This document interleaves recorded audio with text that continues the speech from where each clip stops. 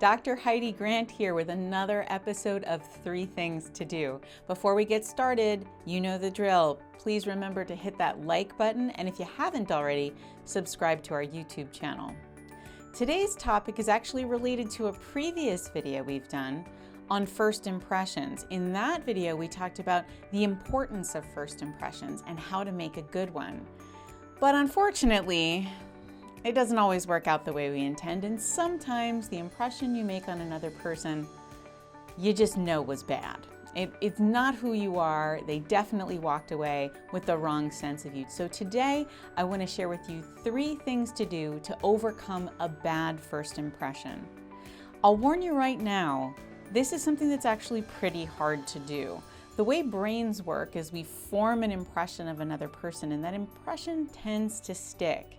And the trouble is, even when that person will do things that are kind of inconsistent with that bad first impression, we tend to view those behaviors through the lens of what we first thought of that person. So let's say you go into work, you meet somebody who's a new employee for the first time, but you're in kind of a bad mood. Maybe you've been stuck in rush hour traffic for a long time. Maybe you spilled coffee all over your shirt. And so your first impression is you're a little bit cranky. Maybe you're a little short-tempered with that person the first time you meet them. You realize it after the fact. You realize you just made a terrible first impression. That's not who you are. What do? The next day you come into work and you bring that person a coffee that you picked up for them on the way in, something little kind of nice gesture to make a new impression. What do they think? They think, oh, this guy thinks he can just sort of buy me off with coffee? What a jerk, right? So even when you engage in more positive behaviors, they get viewed through that lens of the initial impression you made. But all is not lost. There are strategies you can use to help kind of overcome a first impression that didn't go quite the way you wanted it to. The first, though, is going to be really important, and that is be patient. Overcoming a bad first impression actually does take time. Don't expect people to update their impression of you the second time, the third time, the fourth time you're spending time together. It's going to take some time. The good news is you put in enough time and it does actually work.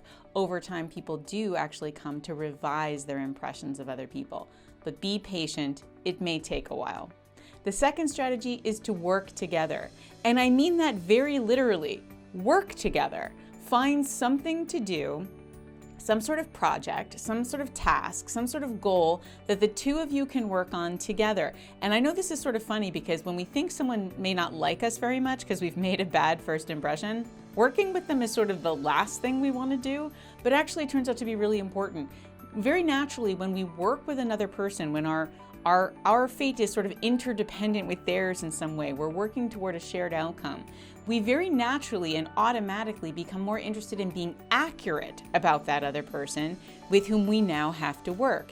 And that additional motivation to be accurate can work in your favor. They're actually more likely to revise their impression of you. If you've ever had this happen, where you sort of met someone, you didn't like them very much, but then when you worked with them on something, you said, you know what, that person's actually not so bad.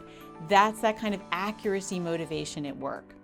The third thing to do to overcome a bad first impression is really to just tackle it head on, to have a conversation with that person about why you made such a bad first impression. Let them understand the context. Let them understand why it was the case that your behavior in that first interaction you had really wasn't you. It's really not who you are. It's not how you normally behaved.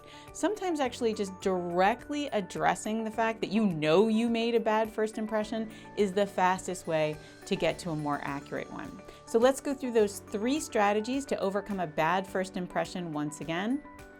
The first is to be patient. This is going to take time. You're going to need to engage in a lot of behavior that contradicts that first bad impression for people to really change their mind about you. The second, work together. Find some sort of project, task, goal, some way to work side by side toward a same outcome. And that's going to make that other person more motivated to try to be accurate about you and more willing to revise that first impression. And finally, tackle it head on. Address the elephant in the room. If you know you behaved like a jerk, if you know you weren't your best self, tell that other person, hey, look, that really wasn't me. Sorry about that. I'd love it if you would give me another chance. That kind of directly addressing of the issue is something that's going to actually really speed up that process of them forming a new and more accurate impression of you.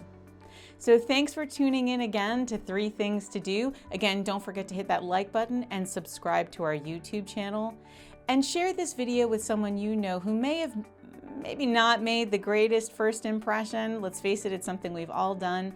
And can use a few tips on how to actually change that for the better. Thanks for tuning in. We'll see you next week.